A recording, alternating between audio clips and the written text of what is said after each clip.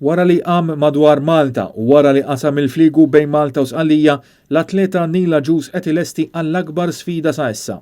Għawma bejn it-Tunezija u Sqallija f'distanza rekord ta' 153 km.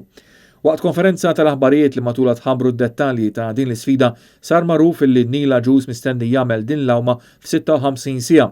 Jekk tirnexxi din tkun l-itwal qawma mhux assistita u twaqqaf rekord ġdid.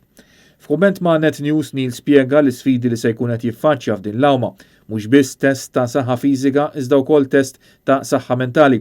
Aktar minn hekk hemm il-fatturi li hu m'għandux kontroll fuqhom, mod partikolari it-temp.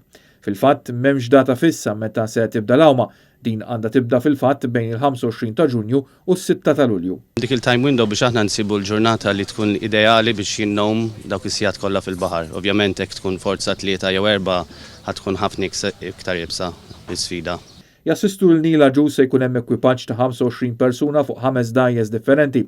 Sfidi oħrajn huma l-preżenza ta' opri tas-sajt li jkunu qed ikaxkru xbik warahom għal mijiet ta' metri, kif ukoll id-diversi bastimenti ta' merkanzija li jkunu qed ibaħru f'waħda mill-aktar rotot marittimi traffikużi fid-dinja. Il-motivazzjoni ewlenija għal Neil hija l-imħabba lejn l-ambjent, b'mod partikolari il-baħar.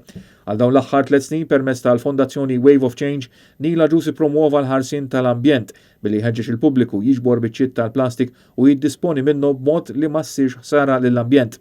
L-appell ta' Neil għal din is-sena.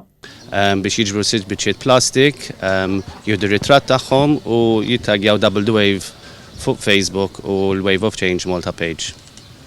U ħan jiġbru miljon biċċiet plastik sal-aħħar tas-sajf dis-sena. Sadattant, minn kmieni it-2 filgħodu Neil Agius se jibda jom 3 darbiet madwar Għawdex bitħejjija għall-awma prinċipali ta' xahar ieħor.